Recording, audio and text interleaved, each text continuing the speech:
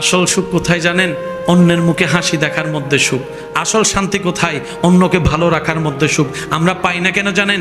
আমরা অন্যের মুখের হাসি কেড়ে নিজে হাসার চেষ্টা করি, অন্যকে আগুনে ফেলে নিজে অ্যাসির মধ্যে থাকার চেষ্টা করি, অন্যকে বেইজ্জতি করে নিজে ইজ্জতে থাকার স্বপ্ন দেখি।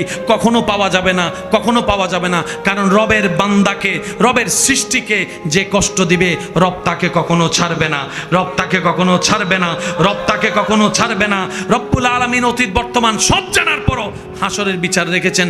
তার অন্যতম একটা কারণ হচ্ছে এই দুনিয়াতে যারা টাকার কারণে বিচার পায় নাই, সম্পদের কারণে বিচার পায় নাই, পাওয়ার না থাকার কারণে বিচার পায় নাই, সম্পদের জুলুমের কারণে অত্যাচারিত হয়েছে, বিচার পায় নাই। আল্লাহ সবাইকে হাসরে নিয়ে বলবে, বান্দা দুনিয়াতে তো টাকার কাছে তোর ন্যায় বিচার হেরে গেছিল, শক্তির সামনে তোর ন্যায় বিচার হেরে গেছিল, জনপাওয়ার না থাকার কারণে তোর পক্ষে কেউ কথা বলে নাই।